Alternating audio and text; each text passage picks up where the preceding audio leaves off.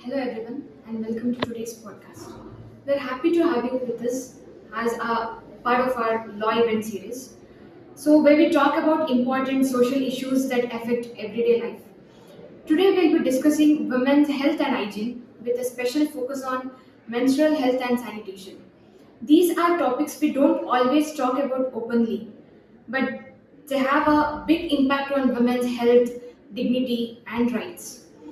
To help us understand this better, we have joined by a medical professional who works closely with the women's health. Doctor, thank you for being with us. To start off, could you please introduce yourself and tell us a little about your work in women's health? Yeah. Hello everybody. I'm Dr. Pooja. I'm working in Kamakshi Hospital as a gynecology resident. I've been in this profession for the last 10 years. So we are closely associated with all kind of women's health issues, from puberty to menstruation to childbearing, even after that pregnancy, post-pregnancy, and menopause and everything. So yeah. Thank you, Doctor. Yeah. Let's begin with the basics so everyone listening can easily follow along. From doctor's point of view, why is menstrual health is an important part of women's overall health? Yeah, so menstrual health is important because it is one place where women can be susceptible to infections. So proper menstrual hygiene to teach the young girls is very important from a young age, how to use the pads, how to change them, how to keep the private areas clean, what to use, what not to use, and to come out and speak to the whoever is their mother or the female members, whoever they're comfortable with. So all this will, and also if they have any problem during periods, also if they come ahead and speak to the family members, if they are having excess bleeding, even during puberty age, if the young girl has heavy bleeding, then it will affect her overall performance in school. She is an athlete in that, they can lose a lot of blood and that it can cause anemia. So it is directly related to their overall health. So menstrual hygiene is very important in terms of preventing infection, in terms of preventing anemia, and all that. Yeah. Thank you, Doctor. What are some common misunderstandings about the menstruation that you have come across, and how they affect women and young girls? Yeah. One is this old age belief that it's something dirty, so these girls are not allowed to either be in holy places. Another thing is that they are not allowed to take bath, or they are given a separate room and all that. And that women should not participate in any school activities or even religious activities, which is very rampant in our, which is all false. It is nothing it is nothing impure. It's just a biological process, and it is very natural. So there is nothing, no impurity, nothing related to that. So that is one of the common myths that I have seen, and mainly those only women can't cook. They can't. Those days they are not allowed to cook. They are given a separate room. I don't know how much it's prevalent now, but I think with education, I think all this can be tackled. Thank you, Doctor. How it is important for women to have access to safe and affordable sanitary products, and what health problems can arise when they don't. Access to sanitary products is very important, even at workplace, even at school events, even at public places, because one, it removes the stigma associated with menstruation. Like majority of the females we see, they hide they have their periods. Nobody comes out and tells in open. So access, if you improve, then I think that stigma associated with it will reduce, and also it will give a sense of equality also. There is nothing less about a girl that she is having periods, and it will improve social awareness. And if people are aware, then there will be no such bias with regard to this. Thank you, Doctor. How does the lack of clean toilets, water, and proper disposal facilities affect women, especially in schools, colleges, workplaces, and even in the rural Yeah. areas?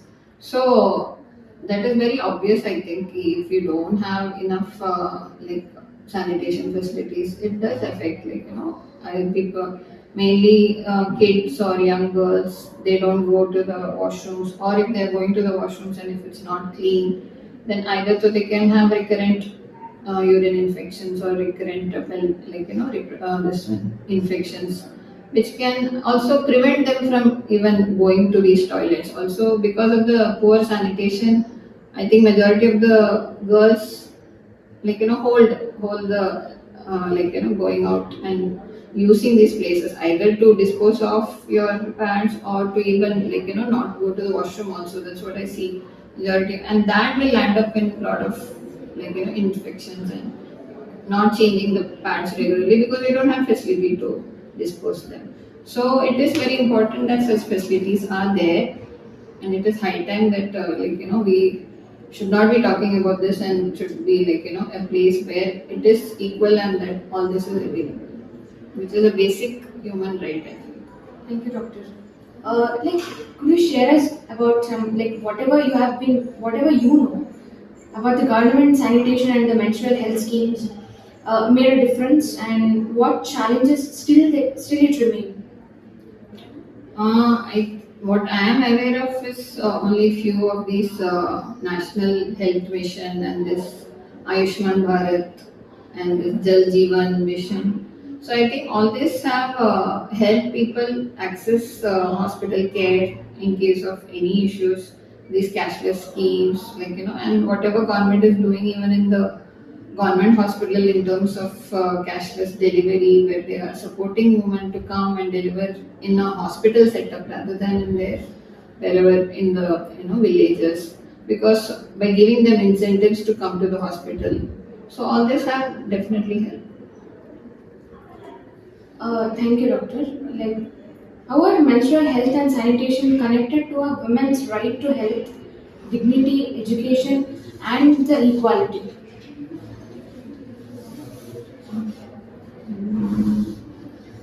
I think just like any other, not only woman, like everybody, woman is equal to man. So she does deserve an equal place. So an access to all this sanitation, uh, sanitation mainly toilets and sanitary pad access. All this is basic human rights. So it should be equally available. It should not be something we should be able to tell कि हाँ ना we need it.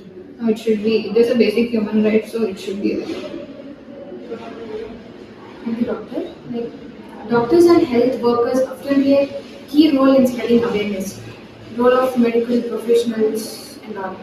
So, what can doctors and healthcare workers do to improve awareness and support better menstrual hygiene practices?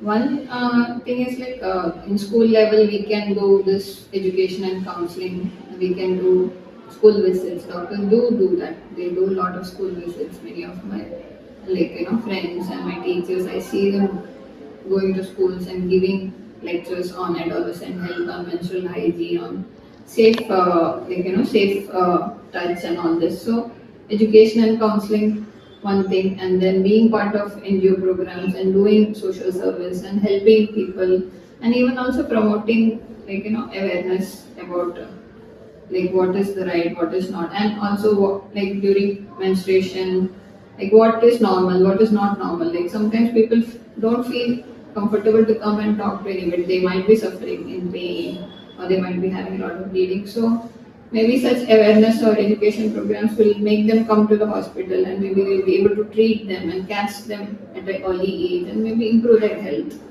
If you improve the young girls' health in the long run, then it will be better for the society at the large. Thank you, doctor. What changes at the community, medical, and legal levels do you think are needed to improve women's health and hygiene in the long run? I think in the community level, conducting health talks, engaging the ASHA workers and holistic adolescent health, all this if we are able to make more awareness programs and proper participation by the government and the authorities and even doctors involvement will be helpful. Thank you, doctor. This is a general question from my side. I've heard some gossips like if we take the tablets related to stomach pain, that whatever the girls have been suffering from stomach pain, they'll be taking tablets from it. Whether that affects kidneys, No. livers, and all. So it's like what you're talking about. I guess it's dysmenorrhea. That's what the name is called, like pain during menstruation. So during which is a very normal and prevalent thing. So rather than suffering, you can take a tablet which will give you comfort for the 2 or 3 days where you will be some people are so in pain that they are bed bound, they cannot go out and do the normal activities. So there is no harm in taking those medicines as long as required. Explain about the menstrual cups.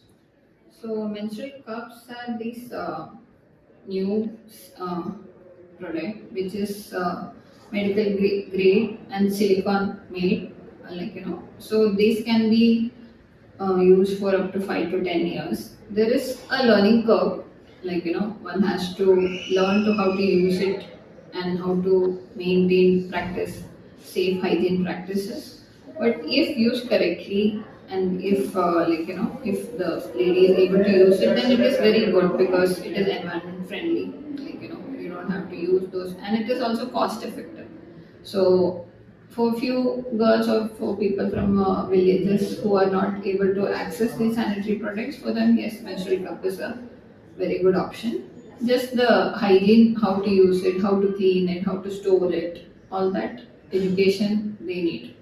So for that, if they come to the doctor or nowadays it's available, all the videos are available on the social media how to use it. So if it is available and if people are aware, and I think the young generation are more pro menstrual cup, they want to do something for the environment, then it is a very good thing. Thank you, doctor. Can you just explain what is ovulation? Yeah. Ovulation is something that starts when the woman hits your puberty, when we start the menses. So that is depends. Nowadays, we are facing we are facing where girls are having their first menses at a much earlier age. It has now come sometimes 8, 9, 10 o'clock, 10 years, whereas previously it used to be up to 13, 14, 16. So when you start ovulating, it means there is something called as ovary in females. There is something called as testis in males. These are male gonads and female gonads. So ovary has all these eggs. What do you say? Follicles. So one follicle, they mature and they release the egg, and if you release from the ovary, it goes through the fallopian tube into the uterus, and it waits for a pregnancy. Pregnancy means a sexual act which can release a sperm, and if it fertilizes, then it implants in the ovary, in the uterus, and the pregnancy happens. If that doesn't happen, then those blood is released as menstruals. So that is ovulation happens from the time you start menses till your menopause. So those time is called as the reproductive age of the female.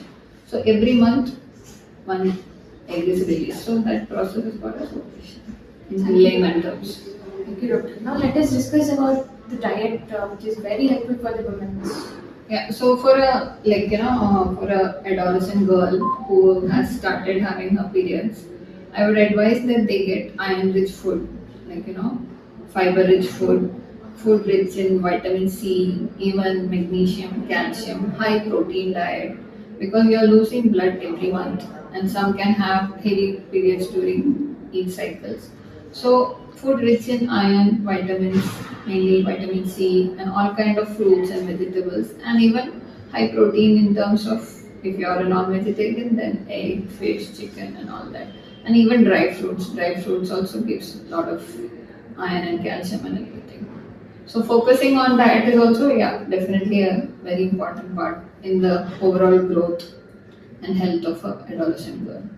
Thank you, Doctor, for sharing your insights with us.